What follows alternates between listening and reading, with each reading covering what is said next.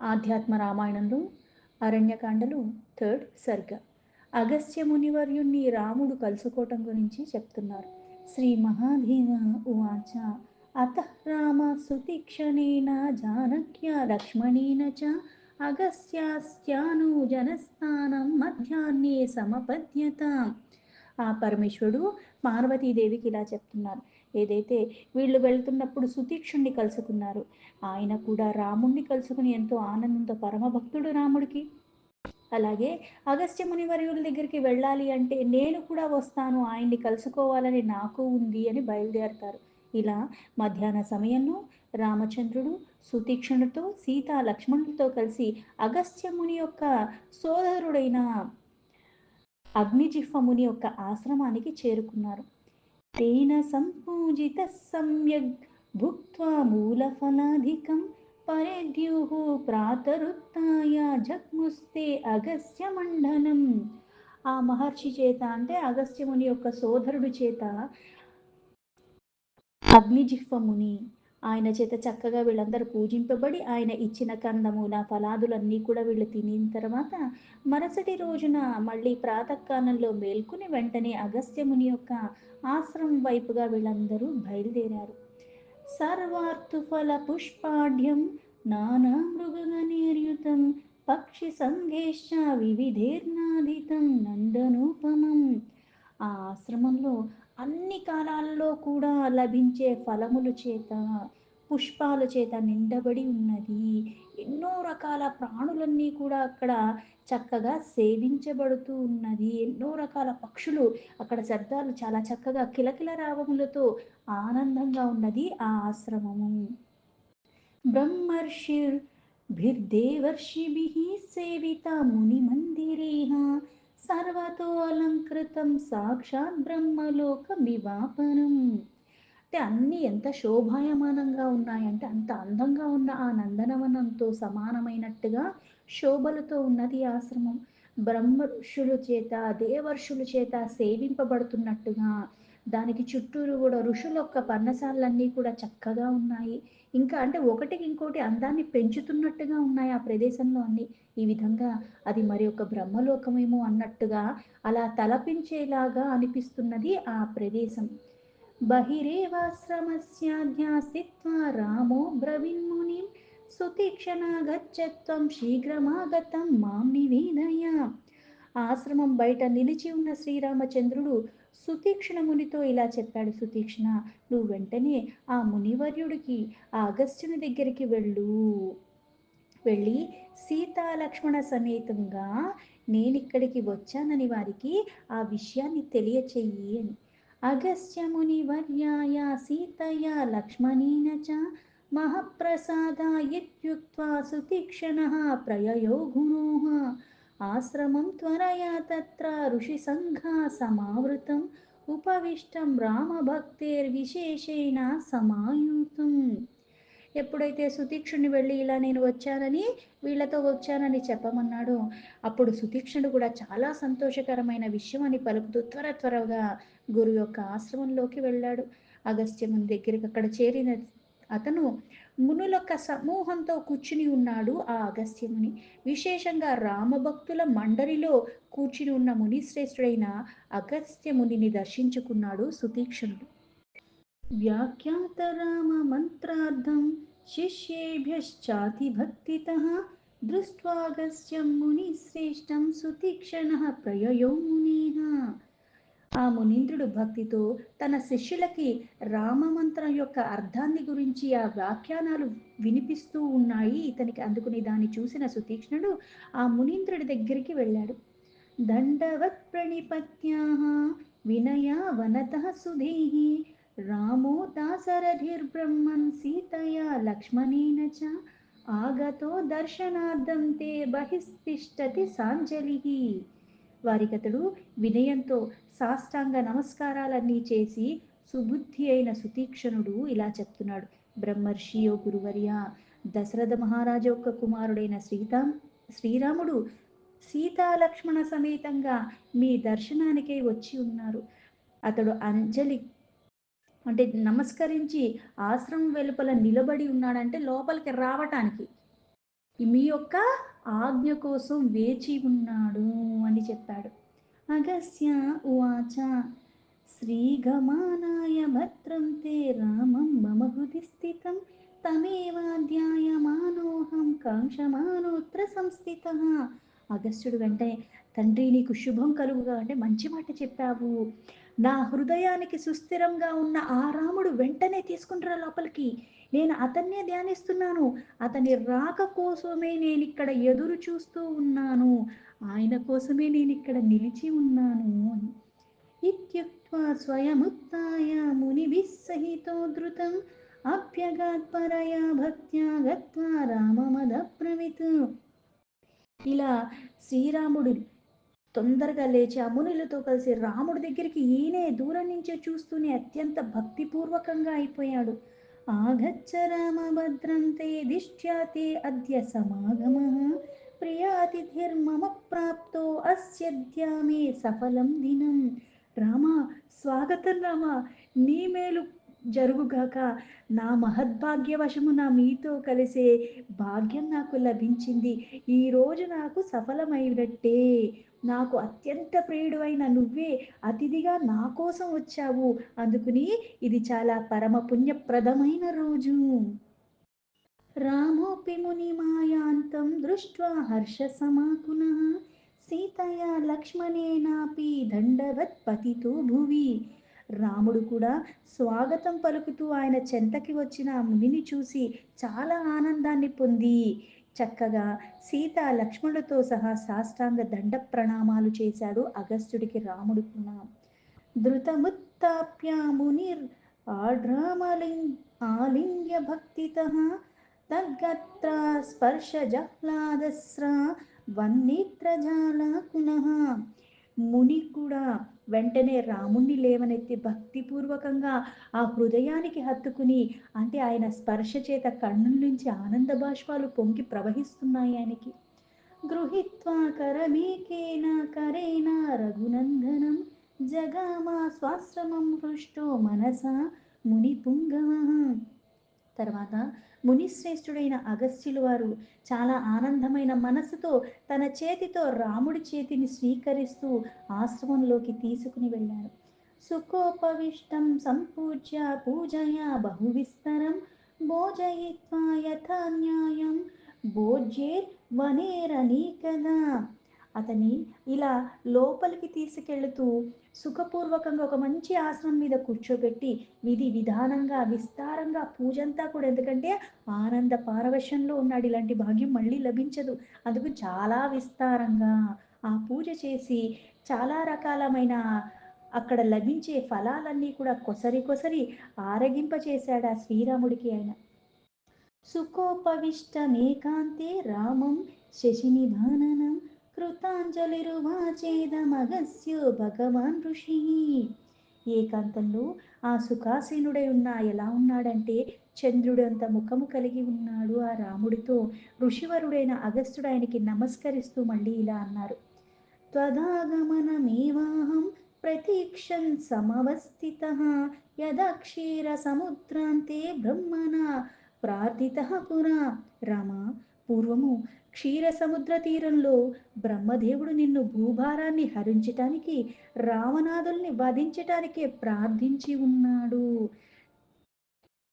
భూమిర్భారాపనుత్యర్థం రావణస్యావధాయ చ తదాది దర్శనాకాంక్షి తవ రామ తపశ్చరన్ వసామి మునిభిः సార్ధం త్వమేవ పరిచింతయన్.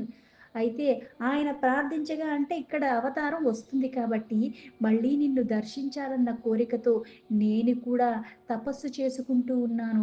నిన్నే ఆలోచిస్తూ నిన్నే స్మరించుకుంటూ నీ కోసమే నీ రాక కోసమే ఎదురు చూస్తూ ఉన్నాను. ఇక్కడనే ఈ మునితో కలిసి నివసిస్తూ ఉన్నాను. అది ఈ రోజు సఫలమయ్యింది. సృష్టేః ప్రాగేకా ఏవాసిర్నిర్వికల్పోనుపాధికः త్వదాశ్రయాద్వదిష్యా మాయా తే శక్తిరుచ్యతే. సృష్టికి పూర్వం వికల్పరహితంగా ఉపాధి రహితంగా నీ ఒక్కడివే ఉన్నావు. ఆ సమయంలో శుద్ధ బ్రహ్మంకు వేరుగా ఏదియూ లేదు, అంటే ఉన్నది నువ్వు ఒక్కడివే. నీ శక్తి అన్నబడు మాయ నిన్నే విషయముగా చేసుకుని నిన్నే ఆశ్రయించి ఉన్నది. అన్నిటికీ ఆధారం పరమాత్మ. మాయకి కూడా ఆధారం పరమాత్మ. అందుకే మాయను ఛేదించగలిగితేనే మళ్ళీ అక్కడ పరమపదం చేసుకోవటానికి నువ్వు అర్హత పొందుతున్నావని చెప్పేది. మాయ కూడా సృష్టిలో భాగమే. త్వమేవ నిర్గుణం శక్తిరావృణోతి యథా తదా అవ్యాకృతమితి ప్రాహుర్వేదాంత పరినిష్ఠితాః.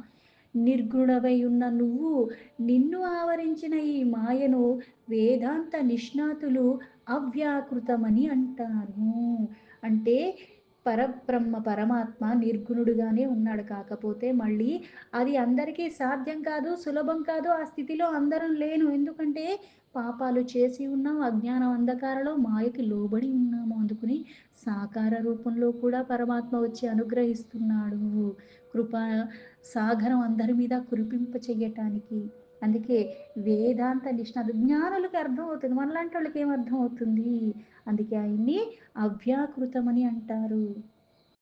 మూల ప్రాక్తిర్ ప్రీత్యేకే ప్రాహుర్మాయేతి కేచన అవిద్యా సంసృతిర్బంధ ఇత్యాది బహుధోచ్యతే. అందుకే ఉన్నది పరమాత్మ ఒక్కడే. అందుకే కొందరు దాన్ని మూల ప్రకృతి అన్నిటికీ మూలం అక్కడి నుంచే మొదలైంది అని, మరికొందరు మాయా అని అంటారు. అందుకే మాయని జయించిన వాడు పరమాత్మ ఒక్కడే. జయించడానికి ఆయనకు అవసరం లేదు. కాకపోతే ఆయనను ఆశ్రయించి ఉన్నది కాబట్టి, కాకపోతే దాని ప్రభావం ఆయన మీద ఉండదు అని చెప్పటానికి. జయించాల్సిన అవసరం పరమాత్మకు లేదు. అన్నిటికీ అతీతంగా ఉన్నవాడే. అందుకే కొంతమంది మూల ప్రాకృతి అని, కొంతమంది మాయ అని అంటారు. అలాగే అవిద్య అని, సంస్కృతి అని, బంధనం అని కూడా అనేక నామాలతో దాన్నే పిలుస్తూ ఉంటారు. అంటే మాయ ఏంటి? అవిద్య అంటే స్పష్టంగా నీకు ఇది అన్నది తెలియదు కాబట్టి, పైకి నామం, రూపం అన్నట్టుగా ఇది వేరు, అది వేరు, ఇది చేసే పని అది చేయట్లేదు, అది చేసే పని ఇది చేయట్లేదు. అలా మనకి కనిపిస్తుందంటే ఇది అజ్ఞానం. ఎందుకు? నువ్వు దాని లోపల ఉన్న దాన్ని చూడ, అది ఒకటే అన్నిట్లో ఉన్నది. అది మృగమైన, క్రిమి కీటకమైన, మానవుడైనా, ఇంకోటి ఏదైనా సరే మూలం ఒక్కటే. అందులో మళ్ళీ మార్పులు చేర్పులు రావట్లేదు. అది తెలిసినప్పుడు విద్య అవుతుంది. అది తెలియనంత వరకు అవిద్య అన్న అంధకారంలోనే ఉంటున్నాము. అదే బంధనములు, మాయ, మోహం, రాగం, ద్వేషం ఇవన్నీ వస్తున్నాయి. భవబంధనాల్లో ఉంటున్నాము. అందుకే దానిలా ఈ నామాలతో పిలుస్తున్నారు. त्वया संक्षोभ्यमाना सा महत्तत्त्वं प्रसूयते మహత్తత్వాదహంకారస్త్వయా సంచోదితాదభూతు. అలాగే ఏకోహం అంటే ఉన్నది ఒక్కటే, అందులోంచే ఎక్కువగా అవుతున్నాయి. మళ్ళీ అన్నిటికీ మూలమైన వాడు ఒక్కటే. అందుకే బాహుశ్యాం ఏకోహం బాహుశ్యాం ప్రజాయేయ అని నీ ఆది సంకల్పాన్ని అనుసరించే మూల ప్రాకృతి నుంచే సంక్షోభాలు ఏర్పడుతున్నాయి. తద్వారా మహత్తత్వము పుట్టును. ఆ మహత్తత్వం నుంచి మళ్ళీ మీ ప్రేరణ కొద్దే అహంకారం జన్మిస్తుంది. అహంకారో మహత్తత్వ సంవృత స్త్రీ విధోభవత్ సాత్వికో రాజసచ్చేవ తామసచ్చేతి భాన్యతే. అంటే ఈ అహంకారం మహాతత్వం. అయితే అహంకారం మహాతత్వంలో చుట్టబడుతున్న దాని కారణంగా మళ్ళీ మూడు గుణములు వస్తున్నాయి. మూడు విధాలుగా అవుతున్నాయి. అదే సాత్వికం, రాజసము, తామసము అని మళ్ళీ వ్యవహరిస్తుంది. అందుకే సృష్టిలో ఉన్నవన్నీ ఎలా ఉన్నాయి అంటే త్రిగుణాలు గుణం ఉన్నాయి. గుణమయంగానే ఉన్నాయి. మళ్ళీ ఈ గుణాలకి అతీతంగా ఉన్న పరమాత్మని నువ్వు పరమపదం పొందాలన్న కోరికతో ఉన్నా, ఆ పరమాత్మను పూర్ణంగా తెలుసుకోవాలన్న ప్రయత్నం మళ్ళీ వికార రహితంగా నువ్వు అవ్వాలన్నా నువ్వు కూడా గుణాతీతంగానే అవ్వాలి. అందుకే ద్వంద్వాలను దాటాలి, మాయను దాటాలి. నిత్యము నిరంతరము పరమాత్మ మనన స్మరణ ఇవన్నీ చేస్తూ చేస్తూ చేస్తూ ఉంటేనే అది నీకు సాధ్యమవుతుంది. గుణాతీతుడు సాత్వికం, రాజసం, తామసం ఇవన్నీ వ్యవహరించబడినట్టుగా మళ్ళీ గుణమయంగా కొన్ని కొన్ని లక్షణాలు ఉంటూనే ఉంటాయి. తామసాత్ సూక్ష్మతన్మాత్రాన్యాసన్ భూతాన్యతః పరం స్థూలాని క్రమశో రామ క్రమోత్తర గుణానిహ. అయితే ఇలా తామస అహంకారం అంటే ఇక్కడ మళ్ళీ అహంకారం అని చెప్పాడు. అహంకారం నుంచి మహత్తత్వం అని చెప్పి ఇవన్నీ ఎలా ఉన్నాయంటే 3 గుణాలతో 3 విధాలుగా ఉన్నాయి. మళ్ళీ అందుకే సాత్విక అహంకారం వేరుగా ఉన్నది. ఎందుకంటే సాత్వికంలో ఉంటే ఒక లక్షణాలుంటాయి.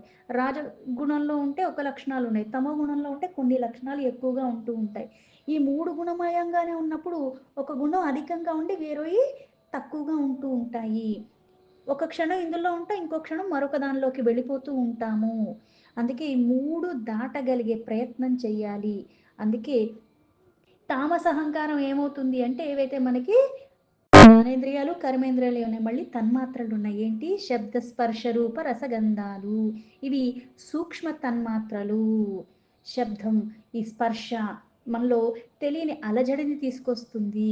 నువ్వు ఎప్పుడైతే ఇంద్రియాల్ని జయిస్తున్నావో, తన్మాత్రల్ని జయించిన కారణంగా ఏమవుతుంది అంటే చంచలత్వం పోతుంది. లేకపోతే ఆహా! భలే అందంగా అనిపిస్తుంది. ఇక్కడ చూసావా? ఇక్కడ చూసావా? అంటే ఒక శబ్దం వినిపిస్తే నీలో మళ్ళీ చంచలత్వం పెరిగిపోతుంది. అలాగే కొన్ని స్పర్శలు గాలి హాయిగా వీస్తుంది అంటే ఒక రకంగా ఉంటున్నావు. ఒక రూపాన్ని చూస్తే మళ్ళీ చంచలత్వానికి, ఒక రసం అంటే ఒక రుచికి మళ్ళీ లోబడిపోతున్నావు. ఒక వాసనకి లోబడిపోతున్నావు. అందుకే ఇవి సూక్ష్మ తన్మాత్రలు 5 కూడా జయించినవి. అయి జయించగలిగితేనే. దాని తర్వాత ఈ సూక్ష్మ తన్మాత్రల నుంచి వీనిలోంచి పూర్వగుణములతో కలిసి అంటే ఇంతకుముందు ఎలా ఉన్నావో ఉత్తర గుణ వృద్ధి క్రమంగా అంటే అయ్యే పంచభూతాలు ఆకాశం, వాయువు, అగ్ని, జలము, పృథ్వీ. ఈ పంచ స్థూల భూతములు జనించాయి. అంటే ఇది సూక్ష్మంగా ఉంది. దాని నుంచి పంచభూతములు. అందుకే శబ్ద, స్పర్శ, రూప, రసగంధాలు ఇవి సూక్ష్మ తన్మాత్రము, సూక్ష్మభూతములు అంటారు. ఇందులో మళ్ళీ శబ్ద తన్మాత్రల వలన ఆకాశం పుట్టింది. ఆకాశ సహితమైన స్పర్శ తన్మాత్ర వలన వాయువు. అంటే ఒకదానికి ఒకటి ఒక క్రమంలో ఉన్నది. ఒకదానికి ఒకటి మూలమై ఉన్నది. అన్నీ సమూహము. ఒకటి జయించాను కదా అనుకుని అబ్బా అనుకుంటే మళ్ళీ ఇంకో దాని వల్ల మళ్ళీ ఇది కూడా నువ్వు కోల్పోయే స్థితికి వస్తావు. అందుకే సర్వము జయించగలగాలి. ఎప్పుడూ నిశ్చలంగా ఉండాలి. ఒకటికొకటి ఆధారమై ఉన్నాయి. అందుకే ఈ శబ్ద తన్మాత్రల నుంచి మళ్ళీ ఆకాశం పుట్టింది. ఆకాశ సహితంగా మళ్ళీ స్పర్శ తన్మాత్ర. మళ్ళీ దానివల్ల వాయువు, గాలి మళ్ళీ ఆకాశం వాయువు సహితంగా రూప తన్మాత్ర. తేజస్సు కలుగుతుంది. ఆకాశం వాయువు తేజస్సుతో కలిపి రస తన్మాత్ర నీరు కలుగుతుంది. ఆకాశం వాయువు తేజస్సు జలముతో కలిపి గంధ తన్మాత్ర భూమి ఉద్భవించింది. ఇలాగే జన్మ క్రమమును అనుసరించి స్థూల భూతములు ఉత్తరోత్తముగా అధిక గుణముల్ని కలిగి ఉన్నాయి. తామసాత్ సూక్ష్మా తన్మాత్రాన్యాసన్ భూతన్యతః పరం స్థూలాని క్రమశో రామా క్రమోత్తర గుణానిహ. ఆకాశానికి శబ్దము ఒకటే. అలాగే ఉదాహరణ చెప్పాలంటే శబ్దం వినిపిస్తుంది అంటే అక్కడ ఆకాశము. అందుకే దానికి ఇది గుణం అవుతుంది. అలాగే గాలి, వాయువుకి శబ్ద, స్పర్శ అను 2 గుణములు ఉన్నాయి. అంటే క్రమం దీని నుంచి అది వచ్చింది కాబట్టి ఇది దాంతో కలిసిన కారణంగా ఇక్కడ 2 వస్తున్నాయి. అందుకే వాయువుకి శబ్ద, స్పర్శ 2 గుణములు ఉన్నాయి. అలాగే తేజస్సుకి, అగ్నికి శబ్ద, స్పర్శ, రూపాలు 3 ఉన్నాయి. అలాగే నీటికి శబ్ద, స్పర్శ, రూప, రసములు 4 ఉన్నాయి. భూమికి 5 ఉన్నాయి. శబ్ద, స్పర్శ, రూప, రస, గంధాలు ఈ 5 గుణములు కలిగి ఉన్నవి. రాజసానింద్రియాణ్యేవ సాత్వికా దేవతా మనః తేభ్యో అభవత్ సూత్ర రూపం లింగం సర్వగతం మహత్. అయితే ఇలా ఒక్కొక్క దానికి ఇన్ని గుణములు అని చెప్పిన తర్వాత రాజస అహంకారము అంటే అవన్నీ తామసంలోకి వెళ్ళినవి అవన్నీ కూడా. రాజస అహంకారం నుంచి దశేంద్రియములు అంటే 5 జ్ఞానేంద్రియములు, 5 కర్మేంద్రియములు ఇవి జన్మించాయి.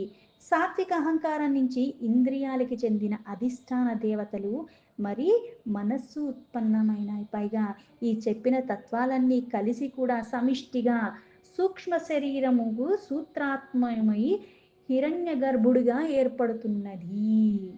దీంతో ఆధ్యాత్మ రామాయణంలో అరణ్యకాండలో 3rd సర్గాలో 26 శ్లోక సంపూర్ణం.